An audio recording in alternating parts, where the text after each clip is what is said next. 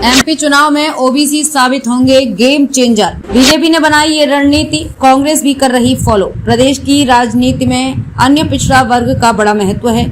यहाँ बड़ी आबादी ओबीसी से आती है। इस वर्ग को अपनी ओर करने के लिए कांग्रेस ने 27% ओबीसी आरक्षण का दांव चला, लेकिन सफल नहीं हो सका। भाजपा ने इसे जमकर भुनाया, कांग्रेस को घेरा और नए नेतृत्व को आगे भी बढ़ाया। प्रदेश में उमा भारती, बाबूलाल गौर और शिवराज सिंह चौहान को मुख्यमंत्री बनाया तो भूपेंद्र सिंह, प्रदीप पटेल, कृष्णा गौर सहित अन्य नेताओं को आगे बढ़ाया। लेकिन कांग्रेस में ओबीसी नेताओं का टोटा है। विंध्य से आने वाले राजमणि पटेल की राज्यसभा भेजकर आगे बढ़ाने का प्रयास किया, लेकिन वे भी प्रभाव नहीं छोड़ पाए। पूर्व प्रदेश कांग्रेस अध्यक्ष अरुण यादव और जीतू पटवारी पार्टी राजनीति के शिकार हो गए, तो अब कांग्रेस ने पूर्व मंत्री कमलेश्वर पटेल को विंध्य में आगे किया है। कद बढ़ाने के लिए एआईसीसी का सदस्य बनाया है।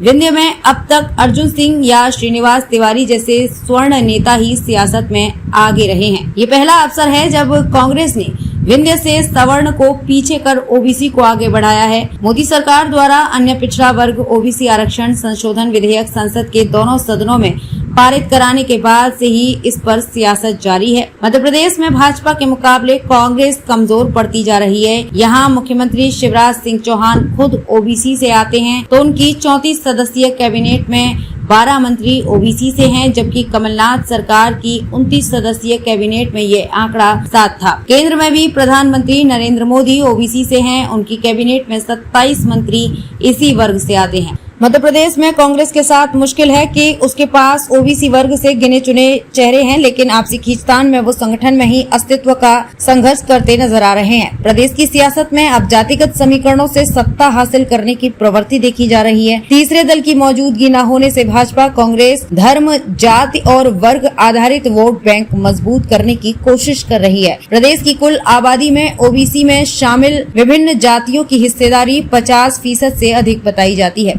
संगठन के स्तर पर भी देखें तो कांग्रेस में पूर्व प्रदेश अध्यक्ष अरुण यादव ओबीसी से आते हैं, लेकिन अब तक उनकी उपेक्षा का क्रम जारी है। पूर्व मंत्री जीतू पटवारी भी पार्टी में हाशिए पर हैं। सचिन यादव, हर्ष यादव, सुखदेव पांसे जैसे पूर्व मंत्री भी सियासी परिदृश्य में कमजोर दिखते हैं। कांग्रेस में कई दिग्गज युवा नेताओं के पास अवसर की कमी है। इसके विपरीत भाजपा में पिछड़ा वर्ग के नेताओं की कतार है। सीएम शिवराज के साथ नगरीय विकास और आवास मंत्री भूपेंद्र सिंह सहित कई दिग्गज मंत्री ओबीसी के बीच पैठ मजबूत करने में लगे हैं। यही वजह है कि अब कांग्रेस को ओबीसी नेताओं की कमी का एहसास हुआ है। इसी रणनीति के चलते कांग्रेस ने समाजवादियों का गढ़ कहे जाने वाले विंध्य में कमलेश्वर पटेल को आगे बढ़ाया है। विंध्य की राजनीति कई दशकों तक अर्जुन सिंह और श्रीनिवास तिवारी के इर्द गिर्द ही रही है। दोनों ही नेता कांग्रेस में रहते हुए भी एक दूसरे के विपरीत थे। अब कमलेश्वर पटेल को एआईसीसी में स्थान देने के मायनों की तलाश हो रही है। कुछ लोगों का मानना है कि अभी तक विंध्य से ब्राह्मण क्षेत्रीय ही राजनीति करते आए हैं। ये धारणा वास्तव में अर्जुन सिंह और श्रीनिवास तिवारी को लेकर है।